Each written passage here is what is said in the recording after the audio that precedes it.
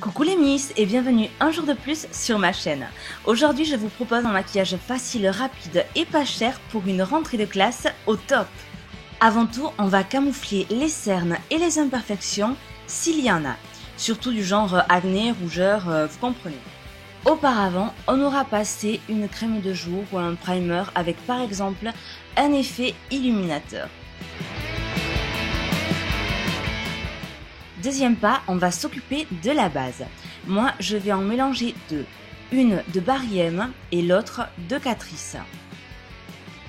D'entrée, celles de vous qui n'ont pas de problème de peau peuvent zapper cette étape ou n'employer qu'une poudre adaptée à leur teinte par exemple.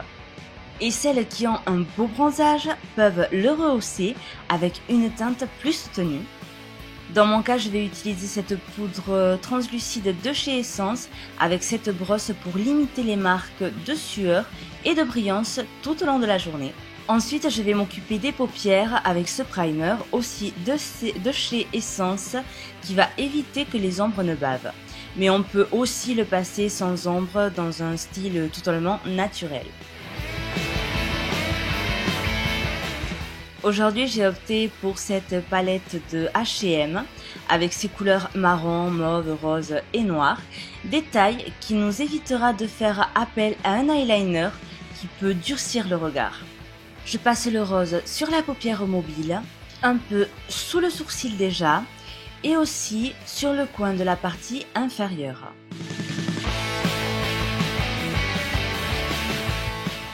Ensuite, je mélange le marron et le mauve que je dépose sur le coin externe de l'œil tout en l'étirant vers le coin interne.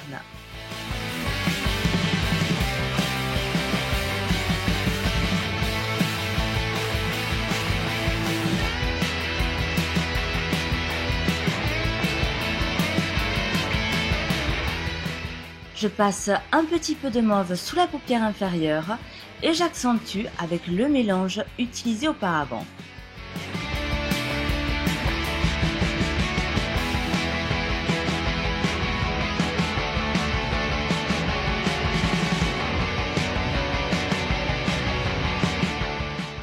Pour éviter toute démarcation, je passe maintenant du rose sous les sourcils en l'intégrant à la couleur déjà présente. Pour éviter de durcir le regard, surtout quand on est blonde et claire comme moi, je passe du mascara marron de chez Essence sur les cils inférieurs et du noir sur les supérieurs. Mais si vous voulez, vous pouvez bien sûr vous en tenir uniquement au marron.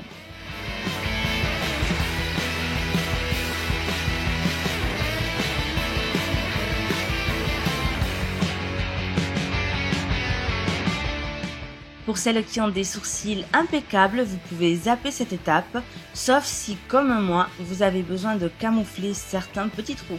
J'utilise ce fixateur teinté de Benefit que je trouve à mon goût assez onéreux. Maybelline en a sorti un qui est très bien rapport qualité-prix. Et je finis la pointe avec ce crayon très naturel de chez H&M. Après, on ouvre le regard avec un crayon clair.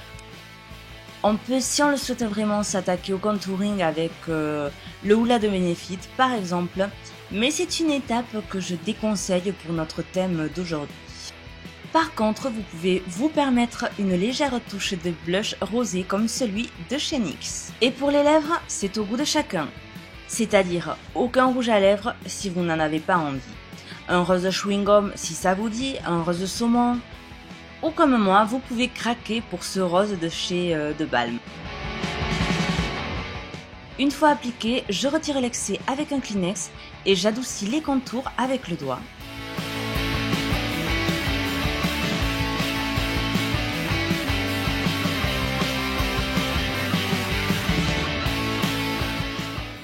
Après, vous pouvez toujours appliquer un gloss comme moi, de la marque Elite, ou bien appliquer du gloss sans rouge à lèvres. Et je procède de la même façon en retirant l'excès avec un Kleenex. Pour la coiffure, rien de plus qu'une simple tresse sur le côté qui adoucira l'ensemble.